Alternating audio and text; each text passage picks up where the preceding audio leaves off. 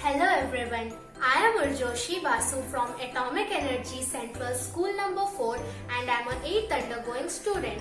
Today I am going to talk something more about books and my first experience of reading books. Well, to be frank, I was not at all interested in reading books when I was small. My parents used to bring a lot of books, encyclopedias and comics for me, but I was never too interested or curious about them. But my mom always felt that reading is a habit which every child should develop among themselves. Reading gives children the ability to dream and imagine with their eyes open. Different books like fantasy, detective, mythological, spiritual, inspiring, adventurous take us to different worlds. Fantasy books like Snow White, Cinderella, Alice in the Wonderland, Gulliver's Travel take us to unknown worlds of sea pirates and dream gardens. Encyclopedia enriches us with the rich biodiversity found in this entire world. It makes us aware about the flora and fauna that we are blessed with. Whereas on the other hand, mythological books answer very curious questions like, do gods cheat? Why does Lord Shiv has a blue neck? Why did the Pandavas struggle throughout their life in spite of staying in the side of Dharma and truth, and so on? These questions are quite obvious and curious as children like us. Adventurous books like Famous Five, Feluda series, Find Out the series, Harry Potter makes us hold our breath for even more than 2 minutes. Quite amazing. Whereas on the other hand, comics like Tinkle and All let us view life in a humorous and carefree way. But despite all these things, books are something which helps us to dream with our eyes open. Some books can make us cry, laugh, sad, worried, yet smile. One proverb is often said, there is no path to happiness. Happiness is the only path. Somehow I connect this proverb also with reading. Reading, it's not an option that can be developed. Reading is the only option that should be developed, not just for ourselves, but for the enlightenment of all people, this society, country, world, and at last for the attainment of ultimate goal. So, today I, Urjoshi Basu of class 8, Atomic Energy Central School number 4 is going to talk more about my first experience of reading books. As I told earlier, I was not much interested in reading books when I was small. So just hold on your breath and listen to how I got the habit of reading books.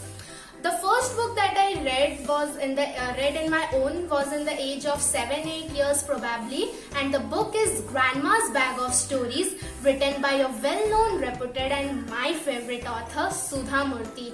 Her books and the way in which she plays, communicates with the language is superb and is going to steal everyone's heart for sure. Her stories are quite refreshing, energetic and interesting. Any child will fall in love with this book. I would suggest all the children to read this book, and even those who are not fond of or are not habituated with reading can try out this book, because this book will make any child fall in love with reading. This book also revolves on some of the very important life lessons which will help the new generation to view life from a different perspective. Okay, so I will now start giving a small synopsis of the book. This book contains a total of 23 stories. Don't worry, the stories are small and you will enjoy reading it. And I cannot give the synopsis of all the stories now, so I am going to give the synopsis of one of my favorite stories. As such, there is no favorite story because all of the stories were my favorite, but I am going to give this synopsis because I think many of you will like it. The story is The Kaveri and the Thief. In this book, a clever, smart and a wise woman named Kaveri is present, and she has an idle husband who doesn't work anytime. In this story, a thief too is present who tries to outwit Kaveri using his endless plots, but not even once is he successful. The storyline may seem a little odd, but in this book it shows that how Kaveri had emerged successful and victorious using her brains. So how can we use our brains in difficult situations is written in this book. and this written in the story, and this was a very small storyline of the story, and pardon me, but I am not going to say anything more because anything else that I say about this topic will become a spoiler for you. Okay, so there are certain questions that I need to answer. What made them curious about the book? Well, to be frank, there is as such no particular reason that made me curious about the book. My mom had got this book from some bookstore and had given it to me to read, and she had told that I have heard good things about this book, please read it for sure. And as soon as I saw the book, I don't know, I somehow got connected with the book. The cover page of the book only attracted my mind. The feeling, it's inexplicable. And lo and behold, once I started reading the book, I got so much connected, attracted, I would say addicted with the book. So if you ask me that what made me curious about the book, there are two simple reasons. Curious about the stories, I would say.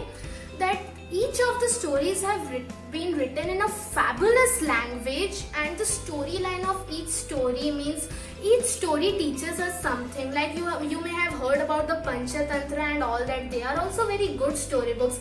In this similar way, this book, Grandma's Bag of Stories, also revolve on some of the very important life lessons, and they have been put systematically in a form of a story.